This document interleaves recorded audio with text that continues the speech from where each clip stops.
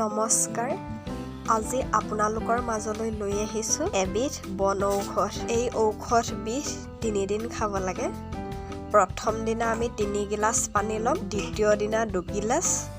আৰু তৃতীয় দিনা 1 গিলাচ পানী ল'ব লাগিব প্ৰথম দিনাৰ 3 গিলাচ পানীত আমি ঔষধখিনি দি উতলাই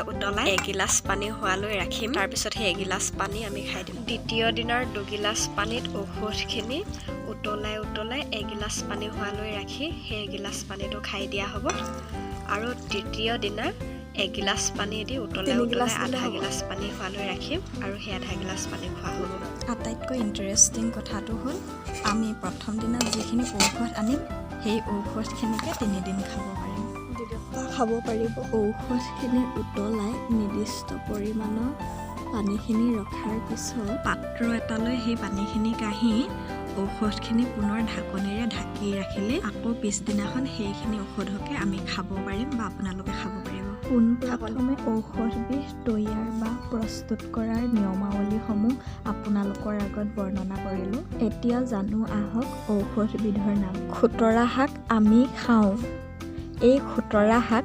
দুবিধ আছে এবিধ কাঁইট লগা আৰু এবিধ কাঁইট নলগা এই কাঁইট লগা খুতৰা গছৰ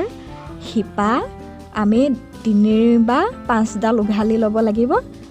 আৰু লগত বন জালুক সেই শিপাকেইডালৰ অনুমান অনুসৰি বন জালুকখিনি লোৱা হ'ব তাৰপিছত ভিডিঅ'টিৰ পোনপ্ৰথমে পোৱা নিয়মাৱলীখিনি অনুসৰণ কৰি ঔষধখিনি তৈয়াৰ কৰিব পাৰিব এই ঔষধবিধ ডায়েবেটিছ ৰোগীৰ বাবে গ্ৰহণযোগ্য